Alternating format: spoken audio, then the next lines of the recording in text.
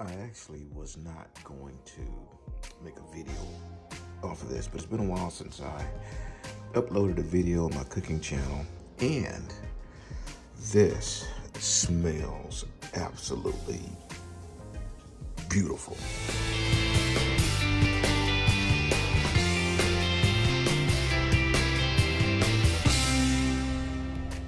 Hey everybody, we're going to make a what I call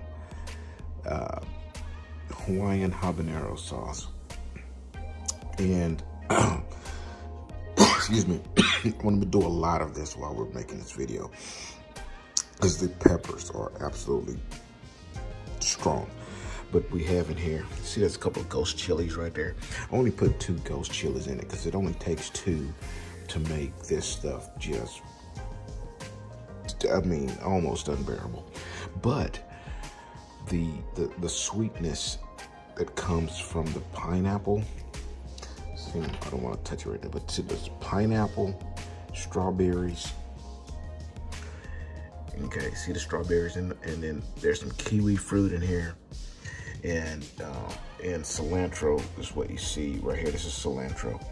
Okay, so basically it's been in a jar like this. See it? It's fermenting. What I'm gonna do now, of course, I strained, and then there's the brine inside the bottom there.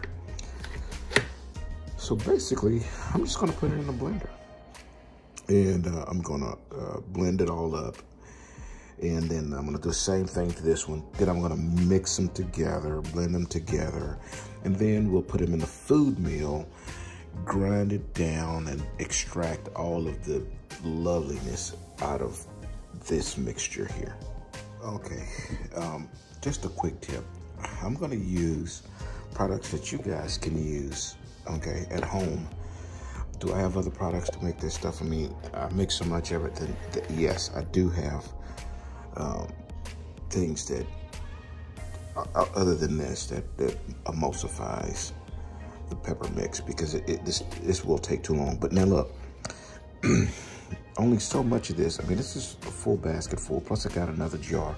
It all won't fit in this, but it doesn't matter. Just put as much of it in here as you can get evenly emulsified, and then, blended, and then pour it in a jar, and then do it again until it's all gone. Now it's all in one jar, okay?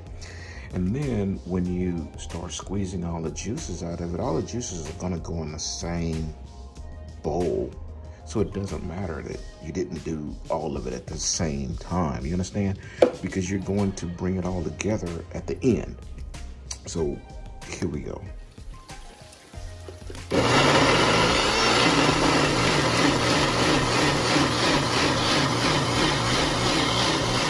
Okay, everybody, this is a food meal.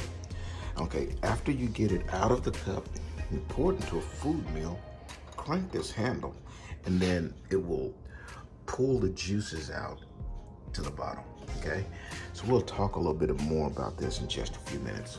All right, everybody, this is what we have left, okay? Now, after you grind or put your peppers in your mixer and you get it all mixed up, you can also do this by putting it in a strainer, and then using a spoon and pushing it through the strainer. Because let's face it, everybody's not gonna have a food meal. You're not gonna spend 150 bucks on a food meal to make one batch of hot sauce. It's just not gonna happen. So you just use a strainer and a spoon and just push the mash through there. This is what is remaining. This is called the mash.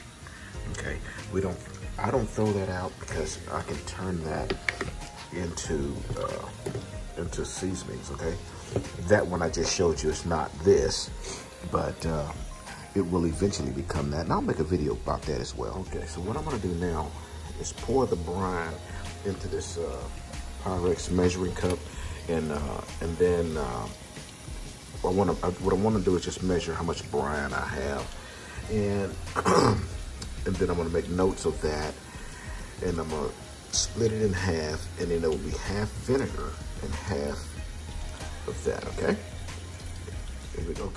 I ended up with 8 cups of brine. So now we're gonna find out how many cups of hot sauce we actually came up with. So I'm gonna pour it in there as well, and then I'm gonna measure it. Okay, I came up with 7 cups of pepper mix, and then we have 8 cups of the brine.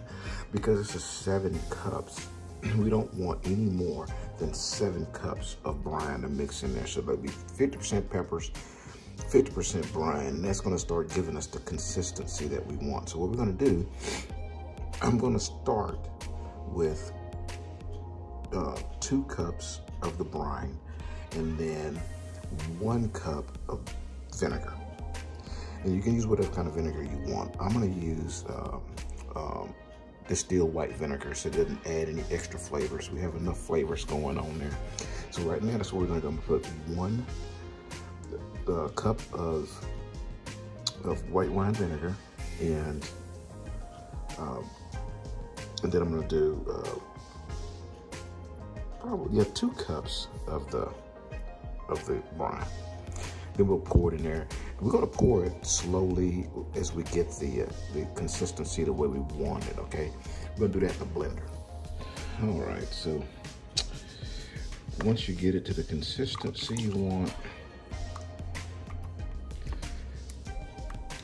then it's time to cook it a little bit. We need to get it to a rolling boil.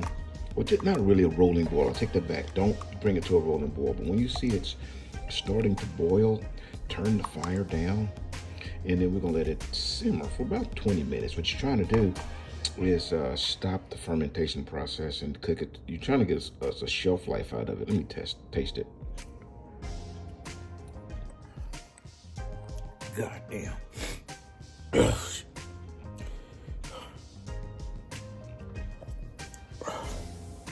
Oh shit.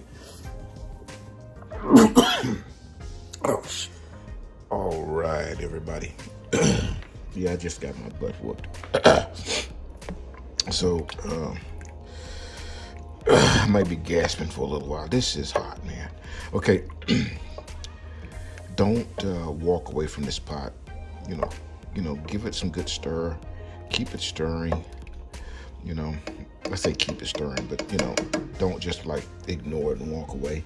You don't want it to get to a rolling boil. You just want it to start simmering and then let it simmer for, like I said, about 20 minutes.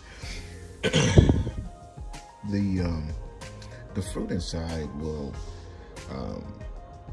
it doesn't have a long shelf life. It's not going to do very well unless you put other stuff in it. Now, the vinegar is going to help. The fermentation process helps, and the cooking helps to make it last a lot longer, But once you make this stuff and you bottle it and you close it off right away, you're gonna do well. It'll last, maybe 6 months or so. But as soon as you open it and use it the first time, it needs to go into the refrigerator after that. Okay. Now, let me tell you a little secret. During the fermentation process, whenever you don't see fruit fermentation hot sauce too often, and the reason why is because, first off, it's a lot of work, and you are actually doing the fermentation process. You kill the lactobacillus inside, the bacteria that causes the fermentation. It feeds off of sugars, and so the fruit that you put inside, the bacteria is going to feed off of that. It just loves it, and it just want to eat away at all of that sweet sugars that's inside of the pineapple and the kiwi and whatever fruit you put in there, strawberries, whatever you put in there, it's going to start eating those sugars, and that's what makes those fruits taste so well. So by the time you get through with the fermentation process, it depends on how long you let it ferment, okay? But by the time it's done with the fermentation process, the sugars are pretty much eaten up, and those that are not eaten up, I'm killing them right now with this cooking process.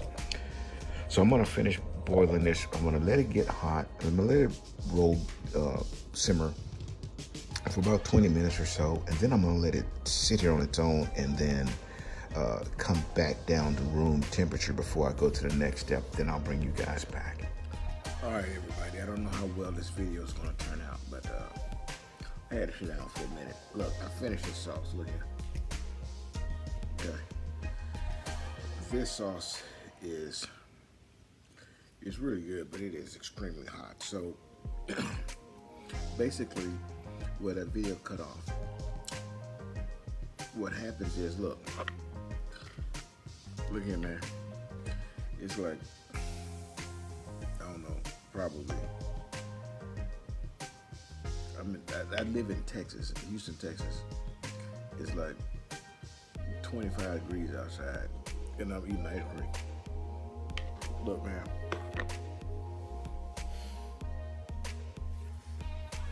Those habaneros, they're hot. But this is the deal. When you put all those other things in it, it kind of counters the heat a little bit, so it's not so. The last time I made it wasn't really hot, and in fact, people who don't really eat hot sauce was eating it. They were going, man, this ain't that bad, you know. So this time I put in 2 Carolina Reapers.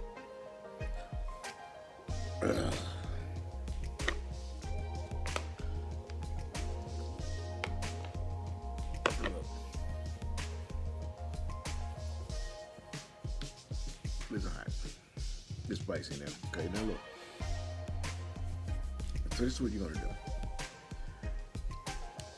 Once it reaches room temperature, once your hot sauce reaches room temperature, you got it off the stove. It's ready now. It's ready for bottling, canning, whatever you want to do. If you want to make some for friends or you want to look professional with it, you can get these Woozy bottles on Amazon fairly cheap. Because how many you want to get. I mean, you can get like 15 of them for, you know, $10 or whatever it is. But you know, they come even with a little, see the little deal on there? This smells so good. It smells almost like a popsicle, like a fruit popsicle. Does a little bit got on my lip.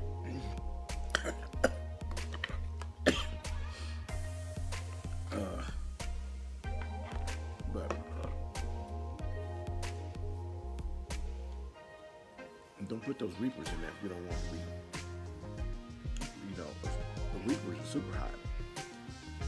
If you don't want it to be like that, don't put that in there. Okay?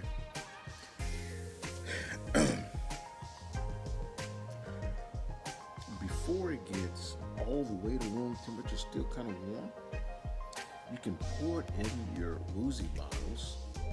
In fact, you can actually pour it in those Woozy bottles.